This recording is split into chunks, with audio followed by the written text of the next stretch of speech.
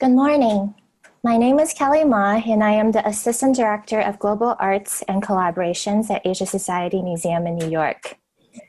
I'm delighted to be here today to welcome you to Asia Society's first in a new series of digital arts programs, Museum Salon at Home with Asian Arts. The Museum Salon aims to connect diverse participants to discuss the new possibilities for exhibition making and public programs in museums, and to highlight insider perspectives shared by our museum staff and special guests.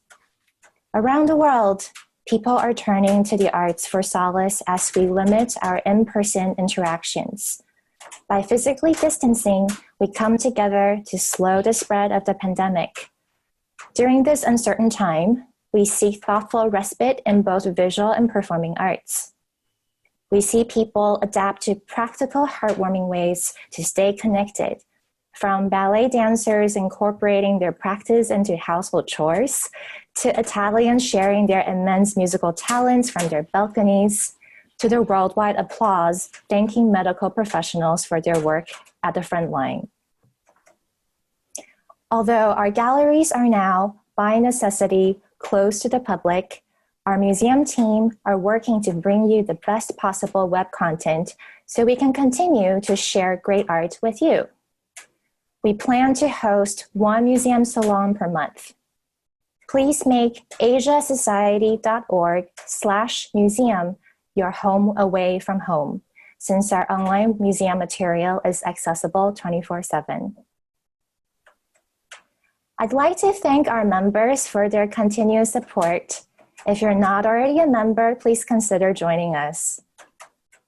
The lecture series for our current exhibition, The Art of Impermanence, Japanese Works from the John C. Weber Collection and Mr. and Mrs. John D. Rockefeller III Collection, continues online.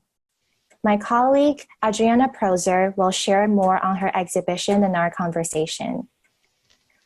You can watch the past two lectures by Shanae Vilbar and Simon Kainer on our website.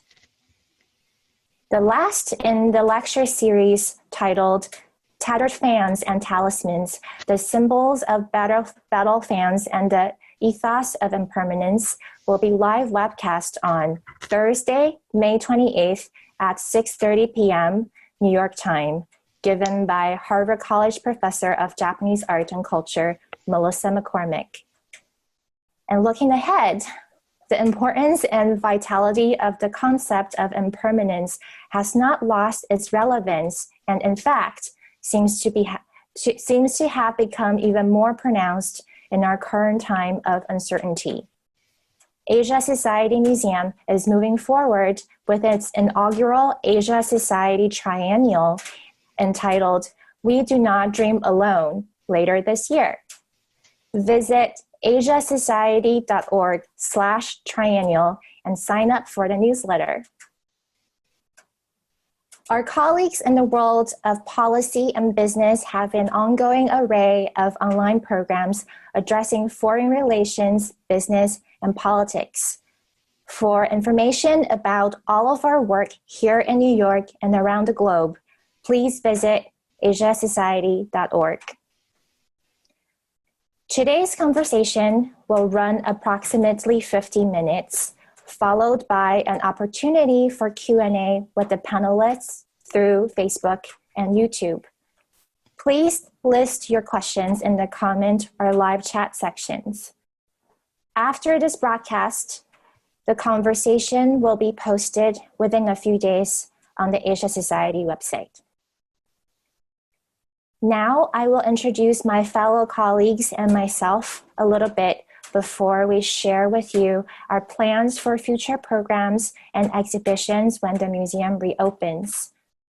We will talk about how our work has evolved to cope with the coronavirus and how to stay connected with the arts during this period of physical distancing.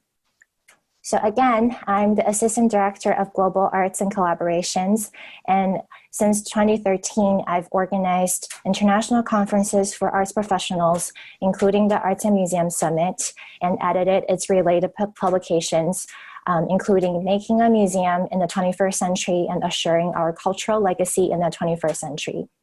Previously, I was the project manager at artist Tae Chang's studio in New York and oversaw his exhibitions worldwide, including at Queensland Art Gallery, Brisbane, and Museum of Fine Arts, Houston.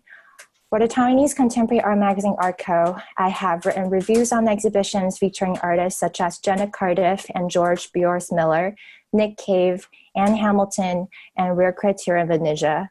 I received my BA in Visual Art and History of Art and Architecture from Brown University. Adriana Proser is John H. Foster Senior Curator for Traditional Asian Art at Asia Society. Over the last 15 years, she has organized and co-organized more than 40 exhibitions featuring diverse works from all over Asia. Dr. Proser has served as Asia Society's in-house and co-curator for such exhibitions as Design for Pleasure, The World of Edo Japan in Prints and Paintings, 1680 to 1860, Buddhist Arts of Myanmar, and Kamakura, Realism and Spirituality in the Sculpture of Japan. Her publications include Pilgrimage and Buddhist Art, published by Asia Society Museum and Yale University Press, for which she served as editor, contributor, as well as exhibition curator. Prior to joining Asia Society Museum, Dr. Proser was assistant curator of East Asian art at the Philadelphia Museum of Art. She holds a PhD in Chinese art and archaeology from Columbia University. Rachel Rosado is the Associate Director of Community Outreach at the Asia Society, which she joined in 2011. Since then, she has worked on presenting hundreds of artists toward performances nationally and has worked on many major initiatives, including Creative Voices of Muslim Asia and Season of Cambodia. She has worked extensively with artists from Pakistan, India, Iran, Indonesia, and Afghanistan. A seasoned arts educator, she's also the coordinator of Asia Society's popular series of family programs. Prior to her arrival at Asia Society, she worked in the public program department at the Rubin Museum of Art. She did her undergraduate degree at McGill University and graduate studies at the School of Oriental and African Studies, University of London. In 2020, she completed an 18-month leadership fellow program with the Association of Performing Arts Professionals. Boon-Hui Tan is Vice President for Global Artistic Programs at Asia Society and Director of Asia Society Museum, where he leads the organization's global arts and cultural activities spanning visual arts, performing arts, literary arts, and film. Previously, he was Assistant Chief Executive, Museum and Programs at the National Heritage Board in Singapore, where he oversaw exhibitions, programs, and outreach. In 2015, he was Artistic Director for Singapore en France, Le Festival, the largest multidisciplinary presentation of Southeast Asian contemporary culture in France. His research and writing interests focus on the contemporary artistic expressions of Southeast Asia and the remaking of traditions among artists today. Tan is a founding board member of the International Biennial Association. He was director of the Singapore Art Museum from 2009 to 2013. He was the organizing secretariat for the Singapore Biennial 2011 and the co-curator and project director of Singapore Biennial 2013. Michelle Yun is Senior Curator of Asian Contemporary Art at Asia Society Museum and the Associate Director of the Triennial. During her tenure, Yun has served as curator or co-curator for over 25 exhibitions. Yun was the curator of the Hunter College Art Galleries prior to her appointment to Asia Society. She has served as the project director of Tae Chang's studio and as a curatorial assistant in the Department of Painting and Sculpture at the Museum of Modern Art, New York, in addition to organizing numerous independently curated exhibitions. Yun is a frequent lecturer on modern and contemporary Asian art. Her writings have been included in many publications, including After Darkness, Southeast Asian Art in the Wake of History, No Limits, Zhao Qi, Nam June Paik Becoming Robot, all of which she also edited. Patti Smith, 9/11 Babalog, Taekwachang I Want to Believe, Benazet Dictionary of Asian Artists, and the Grove Dictionary of Art, published by Oxford University Press in Greater New York. Young earned her MA in Modern Art and Critical Studies from Columbia University and her BA from Mankolio College. She's a graduate of the Getty Leadership Institute's Executive Education Program for Museum Leaders and sits on the advisory board of the Mankolio College Art Museum. So about today's conversation, I think we all know that the last several weeks we've seen unprecedented change in our world and in the arts. We've also experienced a tidal wave of challenges. In the midst of this, I'd like to ask my colleagues some questions, and it will be a very organic conversation. So first of all, I guess I want to know what has everyone's main focus been since we started working from home on March 16th, and how does working from home change some of our approach to our work? And I'd like to start with Ben Hui, please. Hi, thanks, Kelly. Hi, everyone, and welcome to our first museum salon. I think in terms of, how has the work changed, that's a very kind of challenging question, but also at some level, such an obvious kind of question. And again, there are some things that are very similar that we share with all our colleagues in the art sector as well as other sectors that have nothing to do with arts, in the sense that, one, there is obviously we are working in a time when there is great disruption and great dislocation in the ecosystem that sustains the arts. We're seeing, with the closure of organizations, layoffs, furloughs. We are seeing, for example, especially in the arts, there are lots of huge numbers of people who are essentially ad hoc labor, on-call labor, and so on. And these are, I think, are sort of greatly affected. So what we're doing basically is to, try and conceive of, at a very practical level, let me say something, make a point about a practical level, then at a kind of conceptual and strategic level. One is at the practical level, obviously, as Kelly said, we are trying to still maintain our presence and, what we can do for people who follow us, who love us, our members, the collectors, the artists that come to our project. So, suddenly there's been a kind of escalation of online offerings across all forms of artistic practice that in a sense I direct at Asia Society. So visual art is one part. Of course, I think my other colleagues later will be able to share a little more about what we've been doing specifically with exhibitions. Of course, virtual exhibitions, putting things online are important. I think what we are also trying to do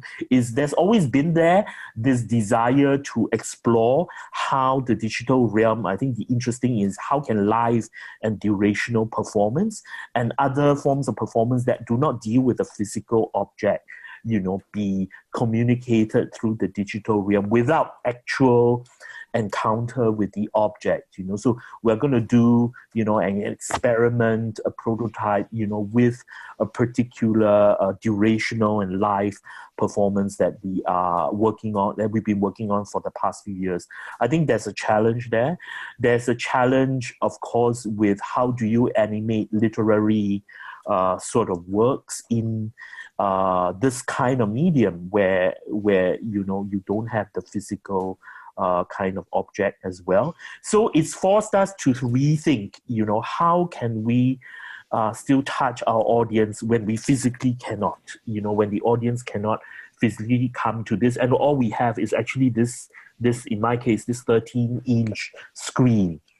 At the same time as in a sense the artistic director and looking after curatorial at a very kind of strategic level, I think I'm also asking the question. I mean, everybody talks about art online, but one also realizes that privileges two-dimensional work, photography, video, but certainly painting. We're seeing a kind of resurgence of that imagistic-based work. And, in contemporary art where I work, then what happens to three-dimensional immersive work, like installation, like interactive work that require the physical presence of the viewer in the physical work? I think that story is still being worked out, but to me, and I was discussing with some of my colleagues in Asia, I think the kind of artistic implications for how we present and conceive of work in the age of this 13-inch, 15-inch, how many inch kind of flat screen, I think is sort of important. The other thing, of course, I think a lot of time now is spent not just on this moment, but I think my main interest and concern is what happens after this moment.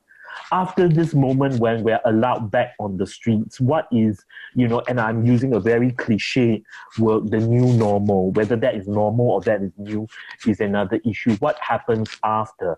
And I think there is two questions there. One is, how do we still present work in a way that accommodates the likelihood of this type of disruption in the future? One, The second thing is, of course, what happens to other areas of society and of life. I mean, contemporary art is very, very different from modern art.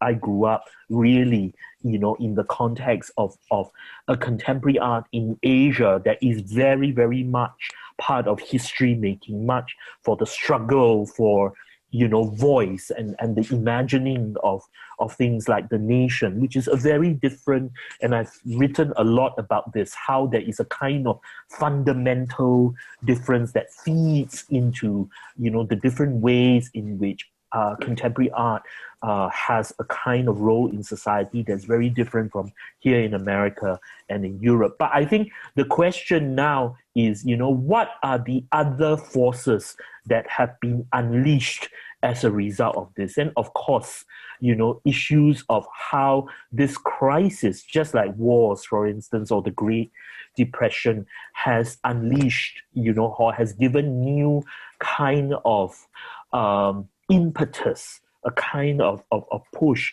for authoritarianism.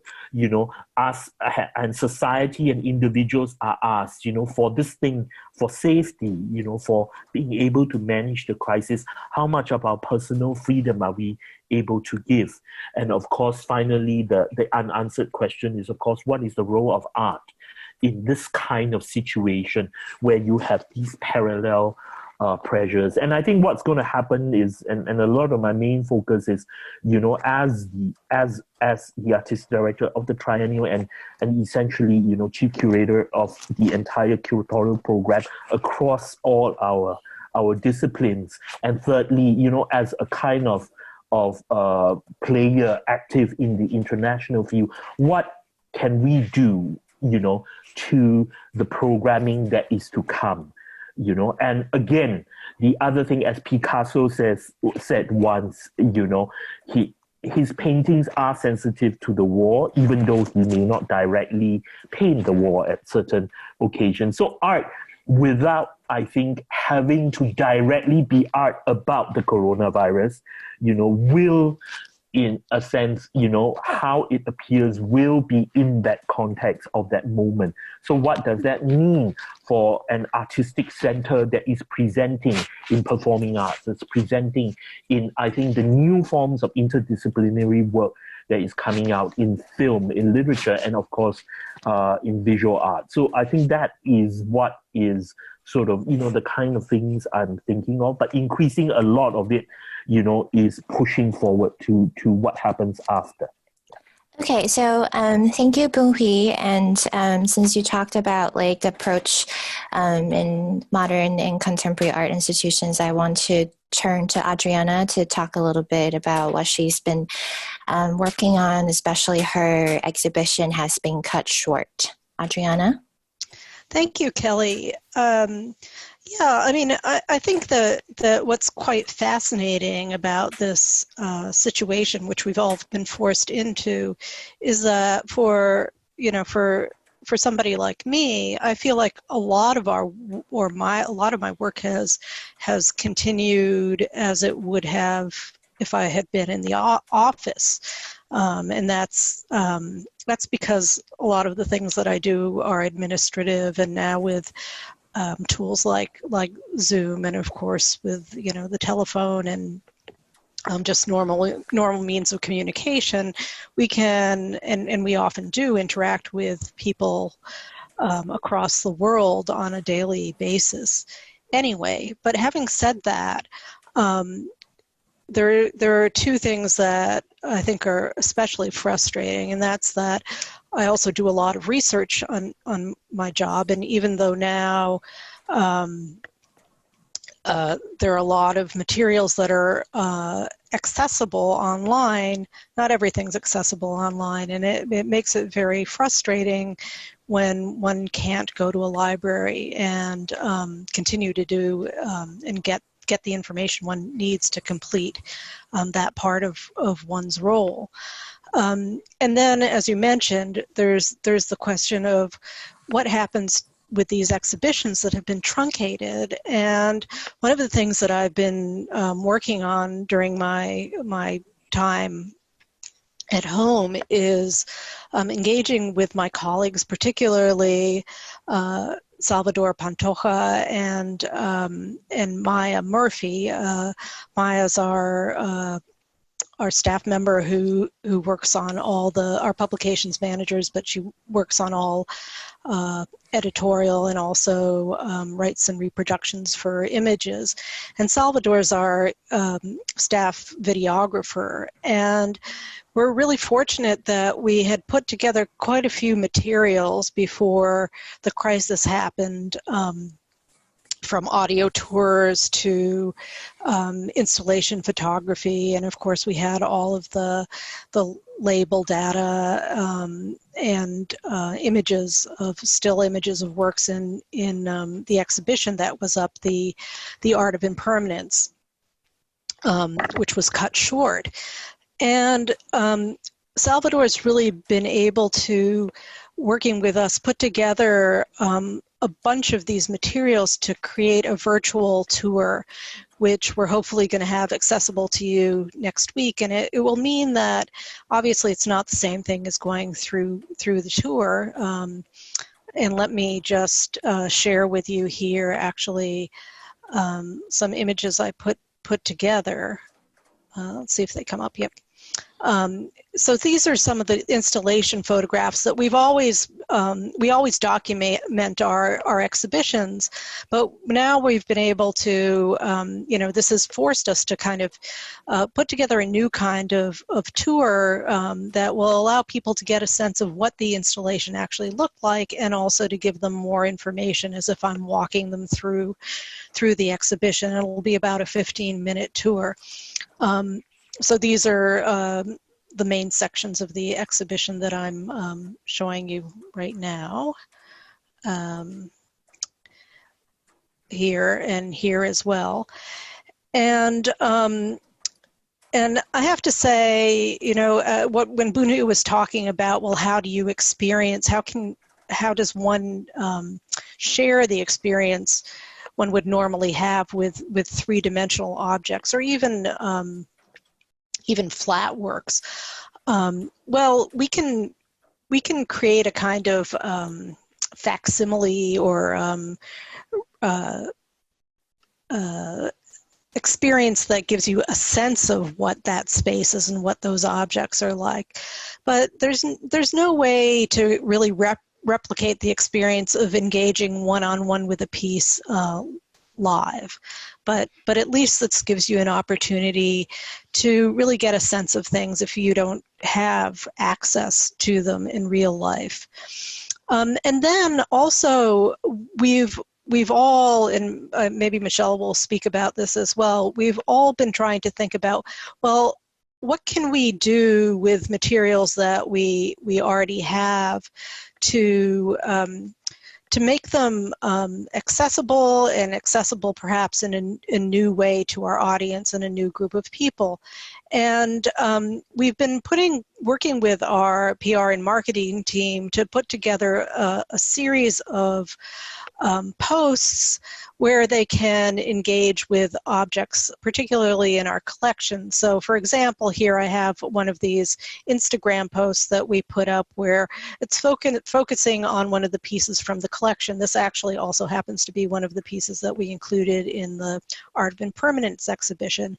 And one thing that Asia Society is really fortunate about is that we actually, we have a manageable size collection, which allowed us a few years ago to do 3D photography of every single piece in the collection.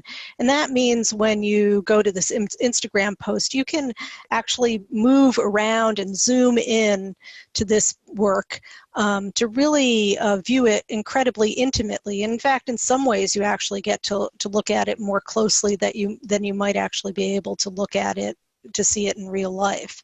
Another one of these posts is this one here, which is featuring this Korean jar from blue and white jar from the collection of Chosun piece, which has this beautiful image of the moon and other images of longevity. And this was a post that actually Maya Murphy suggested that we put together to go together with the night of the pink supermoon.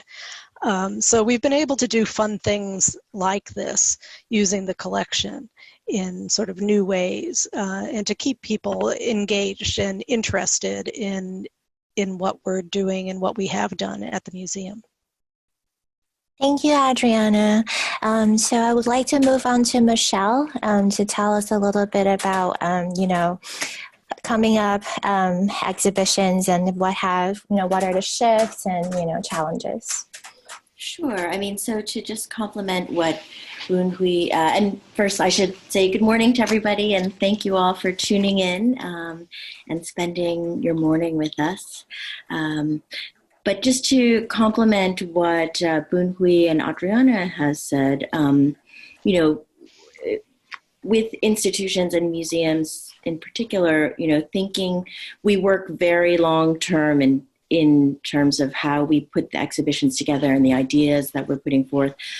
So many of the projects that we share with the public are many years in the making. And so, from myself, and co-curating the inaugural Asia Society Triennial with Boon Hui that was scheduled to open this June across locations in New York City. And so we really had to be very nimble because this pandemic came on so suddenly and was so pervasive and, really disrupted the work outside of our institution and with our colleagues, but just, even thinking in terms of supply chains and shipping, international shipping and access, so we really had to think very carefully without having all the information and still don't have all the information of how this pandemic will play out, and to use kind of our expertise and experience to best gauge how to move forward. And I just have to commend all of our partners. And, this initiative includes over 40 artists from 20 different countries. So really commending them, in supporting this initiative, allowing us to continue our work with them and being flexible of how we can move forward. So we are very excited. Yesterday, we announced to the press that we'll reschedule the triennial to open October 27th, and it will run in 2 phases through June 27th to 2021. So we hope at that time you'll all be able to come back to Asia Society and to New York and to celebrate, getting on the other side of this, very unique moment in history, and we can celebrate together. But back to kind of how this situation has impacted our work. I mean, to Adriana's point, we are focused primarily on art and artists from Asia and the diaspora. So for me, because the majority of the artists in the triennial are based in Asia, I've been working remotely with them for the most part, with Wenhui and our team. And so we've been able to pretty seamlessly continue our dialogue and our work with the participating artists and our other partners. So that's been really wonderful. But, it requires very kind of thoughtful consideration and a very holistic view of how best to move forward. Great. Thanks, Michelle. And I now also like to ask Rachel the same question, especially in March, we were supposed to have a family day for Under Ruse, and that unfortunately had to be canceled and moved online. So, Rachel.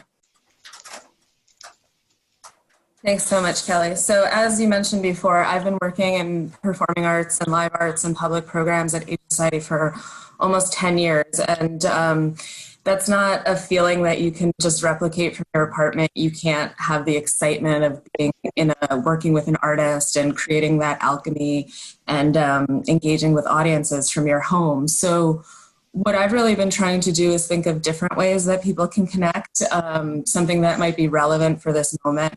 Like you mentioned, Nowruz had to be canceled because of coronavirus. So we worked with our partner, Parties for Children, to put something up online that people could engage with from home, especially since people really want activities for their kids right now.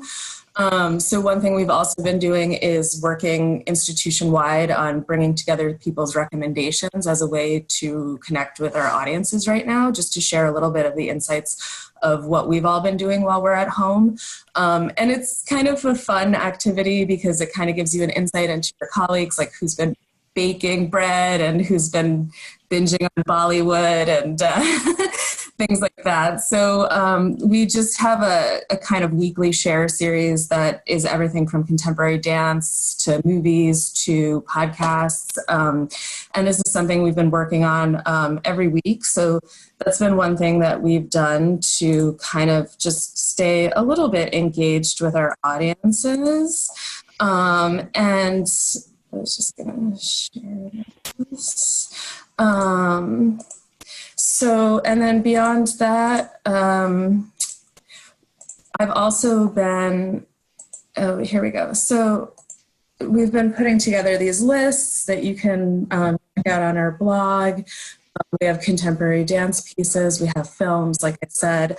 And then another thing we've been working on is putting together a film series that's hopefully going to get people out of the Netflix vortex. So we're working with Ovid TV on bringing some contemporary Chinese films to our audiences. So the first one we're starting with next week is The Widowed Witch, which was a film from 2018. That's really something very different that hopefully people haven't seen before and can bring a new kind of energy to people's home life. And beyond that, it's also a lot of working with colleagues from across the country and finding out what things have been working for them and trying to partner with places and work together. Great. I think everybody has been, continuing doing like very vital work that our institution has always done. It's just that, everything has moved online instead. I've also been doing research on my side and, just trying to move forward and think about happy things like when we are able to see everybody again in person and have, members of the audience in the galleries and so on and so forth. I think, Kelly, your last comment and what Rachel said is quite important at this time. I think as art organizations, it's important not to be overwhelmed and captured, I think, by the virus. The last thing you want to do, and I have to commend all my museum colleagues around the world, have realized one very basic but very simple thing, which is that, in this current situation, art as a form of solace for the fact of a way of coping with having to stay at home. of being separated from your friends and sometimes, you know, members of your family. I think that's very important. I think the for, you know, producers of art, and I fought, you know, many colleagues on this, that this is not the time, at least from the perspective of the arts, that you give in to the general gloom by saying, you know, we're not going to do anything, we're going to cancel, or exhibitions, we're going to cancel, you know, this and that, or, you know, we should just focus on the virus. You know, as Rachel mentioned, you know, there are people at home with their young children. You know, I think art has a role to play there to cope with this social and very existential aspect of staying, you know, at home and being isolated, and to bring back a sense of confidence that we will get over the other side. You know, that just because we're in the middle of this coronavirus crisis, it doesn't mean the coronavirus defines 24 hours of your life. Absolutely not. Yeah. We do not want virus to take over our lives. So, so my next question for everybody is, since we've had to make so much changes to our previous work plans, especially telecommuting right now, as all of us have mentioned, like some of our work has become more limited. But I want to look ahead and think more positively. What are some of the projects everybody looks forward to sharing or resume once we reopen? I think some people have already touched on that a little bit, but also, like, are there like favorite work-related activities you've missed the most and you can't wait to jump back in once we're back? I want to start with Adriana. Thanks, Kelly. I would say that what I miss the most is being able to interact with my colleagues during the day, because museum work is really interactive work, and you know, we all kind of focus in our offices and cubicles, but we also engage with each other directly all the time, and it's just not the same when you do it online. On the other hand, we've been having lots of Zoom meetings and, you know, email communications and all of that. So, you know, I really do think it's that one-on-one interaction, and the conversations that evolve on the side. You know, I mean, this is how the organic exchange of ideas that just happens on a day-to-day basis, or just going to somebody else in the office and asking their advice, sort of on the spur of the moment.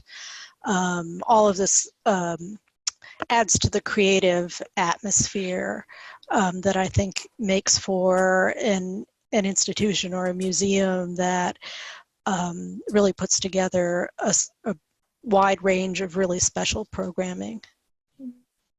Yeah. And Michelle? Sure. I mean, for me, as a contemporary art curator, you know, one of the joys of my of my work is, you know, interacting with artists and going to those studio visits. And so, you know, I'm really eager to get back in the studio with artists and, you know, go into the galleries again and see exhibitions that my colleagues and our fellow institutions will be putting on together, because I think, you know, for me, the tangibility of art and that kind of physical interaction is what I'm really craving. You know, the internet is great, and virtual access has allowed us to have, you know, the ability to see and to experience on a certain level so many things that we can't have interaction with physically. But on the converse, you know, there's no substitute for that physical, visceral interaction with an object, or, you know, having that dialogue and watching the process of an artist in action. So I'm really looking forward to that when we get back. Yeah, and I definitely agree with that because like I feel like I missed a lot of shows thinking that, oh, I can see it like, next month, and then there's no Mhm. next month anymore. Yeah. I know. So Rachel, are there things you look forward to or miss? Sure. I mean, I totally agree with Michelle's point. There's really no, there's just no replacement for being in a room with an artist and watching them do working in performing arts for all those years. There's a special kind of magic that happens when people are in the room together. And that's both like producers and performers, but also with audiences and the way that people engage and react to performances. So that's just something that I'm really looking forward to. And I'm also really looking forward to watching a movie in a dark theater when your phone isn't ringing in the background and there's no external anything to distract you, and you're just there having a moment that you're sharing with a group of people. Because as much as we're all engaging with art right now, the kind of shared experience is missing for me. So I'm really looking forward to that. Yeah. No, I definitely feel that too. It's like, originally a lot of these things could have been like more social, and now you have to do everything alone, or just with, a few members and of your household. So that's definitely a big change. And there's like no Or having a dance party that isn't alone in your living room. right. Or like, originally you could have like, oh, see a movie together or see a performance together, and then like have like, comment on it afterwards. Yeah. And that's the beautiful part of, having arts in your life. It's something to be shared. Exactly.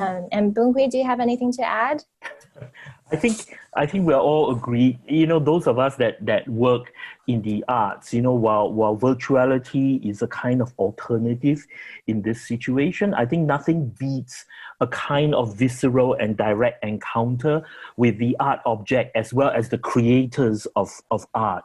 I think nothing can substitute that. And this sense of, and what Adriana was saying, about a gathering, even if it's a small, intimate gathering of people who are bonded by a kind of love, a kind of hunger for art. In Chinese, classical Chinese painting, this kind of, we've had 1,000 years of this literati tradition of, those scroll paintings, hand scrolls. They are meant not to be viewed, in a big kind of setting, but a kind of intimate gathering of connoisseurs and friends. So, it's what we are feeling now. It's something that has defined, art history across many cultures for a long time. And I think we're hungering for that. The other, of course, is that I think more than just visual art, I think really the live arts and interdisciplinary arts that are about a kind of relational aesthetics, relational projects of relational aesthetic that are about a kind of exchange in the moment that is precious only because it ends when that moment ends. I think there will be, people ask me, people will be afraid to come back. I said, are you kidding me? I don't think so. I think the moment we are allowed to come back, there will be this kind of resurgence of people hungry for such things. Here in New York, I always make the example of don't look at art. Look at the fact that, on television, the mayor, the governor is like telling people, can you all not congregate at children's playgrounds, public playgrounds? Right. Because I think it comes from a kind of hunger that people want. But I think the other thing is, of course, that there is definitely an even more urgent role for the artist, for the voice of the artist and for the voice of the artwork, and what we can do to, in a sense, be sort of cognizant that, we've emerged from this era. Right. So moving on, I also want to give a little shout out to our interns, because even during this telecommuting time, we so highly rely on our interns to work remotely as well to help us with our research. And I definitely really miss, working with them in person. And, I've been having like had like written discussions with them about like some of the things I'm working on. And it's nice to have pen pals, but it's just like so much easier to, you know, discuss in person, like Adriana was saying. And so I guess I'll combine the last two questions. So it's a little bit, since we're a little bit close to our Q&A time. So what are some of the things that in the art sector that have inspired us professionally or personally in the last month, from everything you've been reading or listening to or watching that came out of the pandemic? Since we live in such a interconnected world, and we definitely have heard from our colleagues and friends in our field who are coping with their institution's adjustment. So what do you think might be the most important message that the arts can offer to the world in times of uncertainty? So I would like to start with Michelle. Sure. You know, I think what's been most heartening to me during this time so far is just really the sense of community that's developed, you know, despite our physical distance with each other. You know, so many professional colleagues, you know, both, well, I mean, what Adriana was alluding to in terms of even just the staff, like we've been much more, you know, not much more supportive, but we've been supportive in different ways and been very proactive in terms of reaching out to each other and making sure everybody's connected. And then in terms of kind of, you know, with the professional affiliations and interinstitutional coalitions that are being built and developed and nurtured, and, you know, just also thinking in terms of support for artists who I think are one of the most vulnerable constituencies out there right now. You know, they really don't have any support net and they're truly on their own in most cases. And so it's been very inspiring to see organizations and individuals stepping up and making sure that they're not forgotten. That's been very heartening and inspiring for me. You know, and I think in terms of what art can provide, I mean, if you look back, you know, in the canon of art history, some of the most powerful works that have been created have been made during periods of duress or in response to, you know, crises. You know, and if we have time, I can show a couple of images of works from our collection, you know, of artists who have responded to that. It's just very quick. Sorry, let's see. Can you see my screen? So, you know, for example, Dinh Q. Lê, who is a contemporary Vietnamese artist, you know, this pair of scrolls is commemorating, you know, the tragedy of 9/11 that happened here in New York City, or, you know, with Team Lab, using technology and kind of the very interdisciplinary nature of their collaborative practice to respond to the, you know, the disaster of the Fukushima nuclear plant that was, you know, that happened in 2011, or Hien Lin, who was included in our 2017 After Darkness exhibition, who was a political prisoner from 1998 to 2004, and really kind of using that, you know, taking from that very precarious and, you know, crushing experience in his life, but using it as a point of inspiration to create something that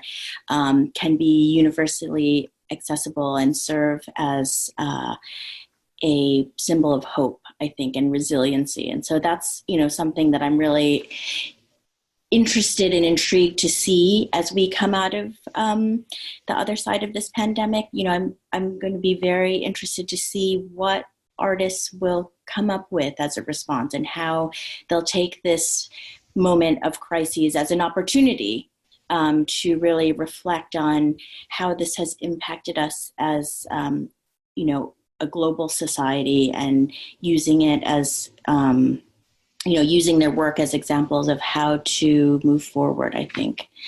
So. Great. Thank you, Michelle. Rachel? I totally agree with everything Michelle said. I think the sense of community has been amazing. Just seeing people kind of, whether things work or don't work, just being willing to try new things and experiment within different forms, just as ways of connecting. And I'm really excited to see what artists do when this is over. I noticed a trend in 2019. Actually, Parasite is a good example of like a film that started as one thing and then evolved into this nightmare. And I feel like now we're in the nightmare. Like that was foreshadowing this kind of global downslide that we were in. And now that we're in it, I feel like when we come out of this, people are going to really want positivity and they're going to really want to use art as a therapeutic means to figure out new ways of doing things. And I think it's going to be just an incredible, exciting time to see what people come up with. So I'm really looking forward to that. Yeah, Adriana? Yeah, I mean, I again agree with everything that Michelle and also Rachel were saying. One thing that I've been really touched by is how not only individual colleagues, but also groups of colleagues have been reaching out, you know, whether that it's a one-on-one Friday night cocktail where we are sharing our experiences of being shut in or in challenges that we have related to working in this environment, to there's an organization called the American Curators of Asian Art, and we recently, one of the members set up a tour of her museum, which is one that most of us had not been familiar with, and a large part of the conversation was about what was going on at everyone's institution and what some of the challenges are. And I think being recognizing or being able to hear, you know, everybody's going through the same thing, but actually hearing one-on-one what's happening, knowing that you're not the only one who's having to deal with it, and also seeing how everybody's finding novel ways to try to continue to make their work valid in a time when we're not interacting in the ways that we would normally interact, has really given a sense of hope. And it's great to, you know, it's great to have that support. Mm-hmm. Yeah, and you know, I have also I think one of the most fun games I've played during the last few weeks is this list that appeared. Well, it's also in the news now, but it's a list of emoji films. It's like a list of film titles that are only expressed through emojis. So it's really fun. It's like thinking about how you condense either a plot or a title of a film into like 3 or 4 emojis, and it kind of harkens back to like how, you know, in ancient times, you know, Chinese scholars didn't have paper; they were carving their text onto like tortoise shells and like bamboo, so like it becomes a very condensed language. It's kind of like that, and it's really fun. I mean, you can think about like, say, you know, how to express Stephen Child's The God of Cookery in like 3 emojis, you know. All right. I think we have about 5 minutes, and I see that we do have some questions coming in from the audience, so I'm gonna read them and direct them to each of the people who are responsible for the answers. So let's see. There's a question from New York City. When museums reopen in the new normal, which may require restrictions on attendees, what's going to happen to the interactive, immersive exhibitions which have become so popular with the public?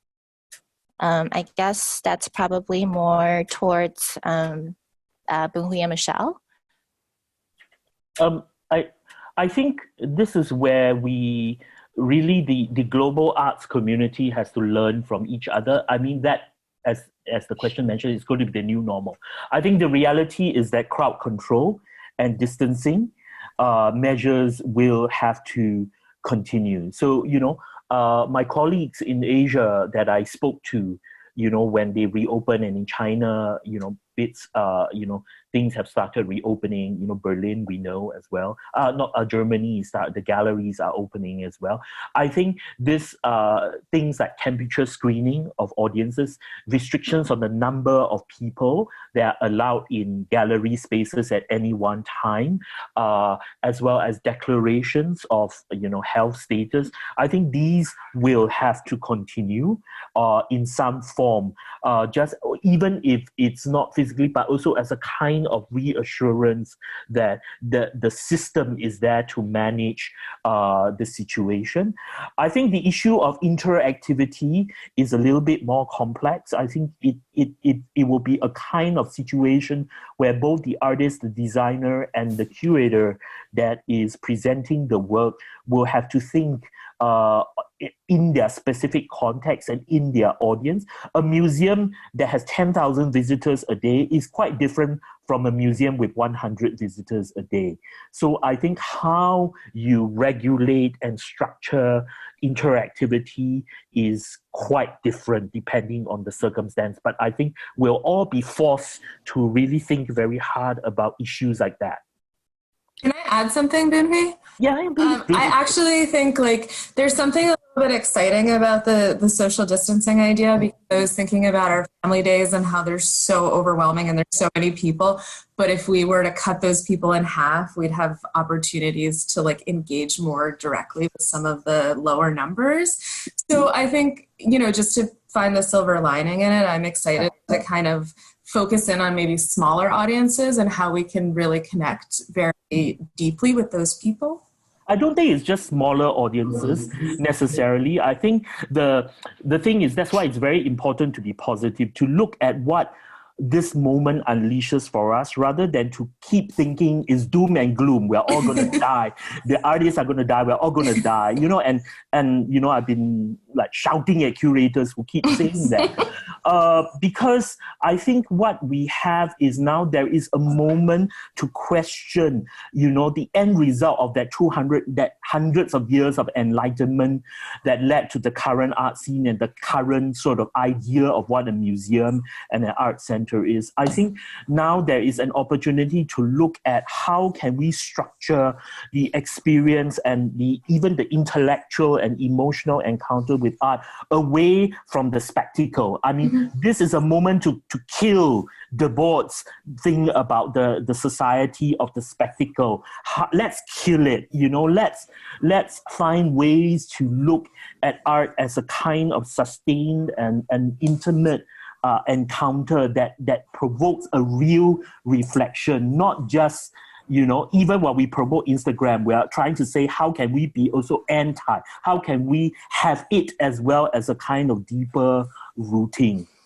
I agree. I mean, and I just want to add, I hope that this provides opportunities for a slower, more careful look at art, because I find in, major museums, I think us in the art world, we're very fortunate that we have opportunities to see exhibitions and to see art at specialized times. But I think for the general public, I mean, if you want to look at an extreme, there was, before this all happened, there was this article in the Times about the Mona Lisa at the Louvre, and they had to move it because, you can't have a significant experience with artwork in most institutions anymore. And hopefully when we come back to a physical engagement with art, it will allow people to have the time and the space to really look and to really contemplate and to really have an engagement with the art the way that the artist intended.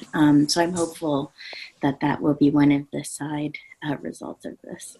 Yeah, no, I agree. And this is something, a lot of people have commented in recent years too, in the 70s and 80s, museums are virtually empty. And it's actually a very pleasurable experience walking through and taking the time to take the art in and be able to actually look at it instead of looking at the back of people's heads or their screens.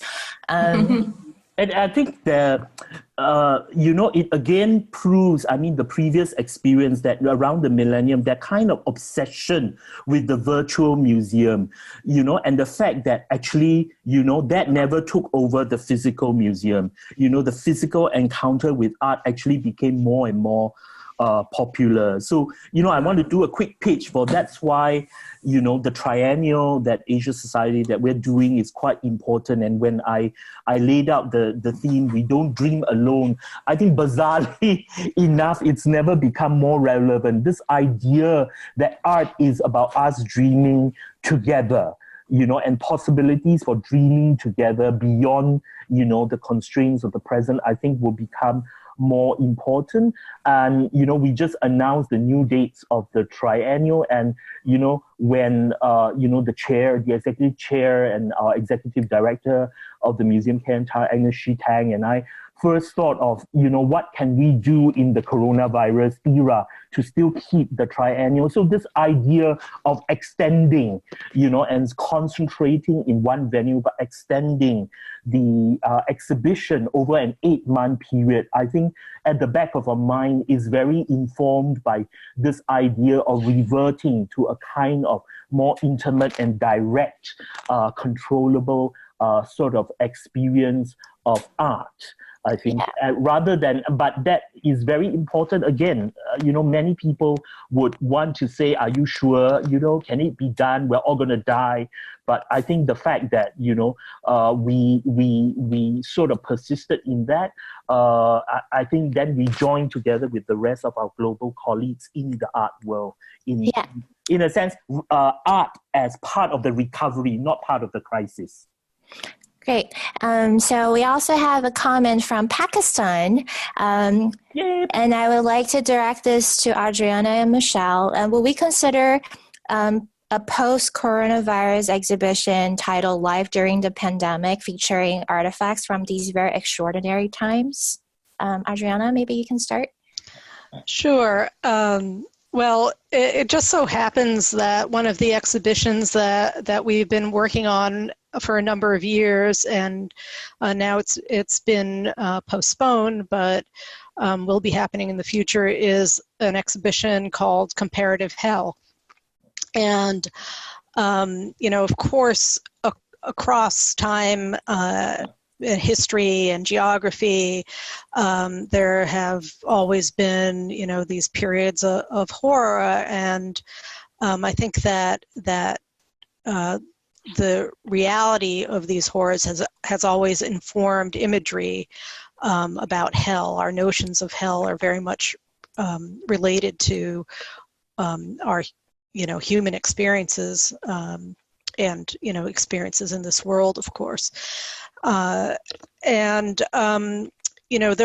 will be a contemporary component of that exhibition, and I think it's really interesting to think about the art that is going to be produced during this period within the context of that larger oeuvre, which is such a really large oeuvre that covers so much ground. Yeah. And there's also a question for Rachel, if she would consider an Asia Society version of the NPR Tiny Desk, live engagement with artists from their homes, maybe meshing museum art and live performance, or maybe focus on the Japanese art of impermanence. Yeah, so we actually are working on several performances that will take place from artists' home. And one thing we're focusing on, as Boonwee's been mentioning about the triennial, we're going to have some performances from some of our triennial artists who are going to broadcast from their home and kind of go through engagement with people from home, but also hopefully stir up some excitement for the time when we're back together again. And these are artists that will do larger scale performances once we're open and we do have the triennial back in place. And then the second part of the question, the focus on the Japanese art of impermanence, that's a great idea. As Adriana mentioned, we've been working on a virtual tour. Some of our docents are maybe even going to do live docent tours of the virtual exhibition. So it's a great idea to include performances as well. That's great. And then we have one last question that's from Singapore. Do you honestly think institutions will seriously continue to move away from the spectacle and numbers if things don't get back to some level of normality? And this is for Boon Hui. Yes, and simply because funding will be much more difficult to get, and I think there will be a kind of downscaling and a rethinking of this problem of scale and of relevance. I think it's not a kind of trend. It's people will be forced to consider, what is the purpose of this thing I'm doing. And I think also alongside that, I'm hoping that there will also be a kind of along with the departure from spectacle, a kind of return, or on rather a kind of re-emphasis on scholarship, on research, less of the kind of instant gratification kind of explanation, and less of this kind of what we call, especially when we deal with art that deals with difficult topics, less of the kind of thoughts and prayers kind we sympathize, but really trying to pull apart the many layers of meaning that an art object. So I'm hoping for a proliferation of intimate but very emotional, conceptually very complex and very well-researched exhibitions that are within a kind of sustainable budget. Great. Thank you, Boon Hui. And I'd like to close our conversation today by reading a passage from Yayoi Kusama's recent poem that orders COVID-19 to disappear. Embraced in deep love and the efforts of people all over the world, now is the time to overcome, to bring peace. We gathered for love, and I hope to fulfill that desire. The time has come to fight and overcome our unhappiness. And last but not least, as you've probably noticed, Asia Society is proud to be offering our quality content free of charge right now. If you enjoyed today's program, we ask that you consider giving a gift of any size to support our work.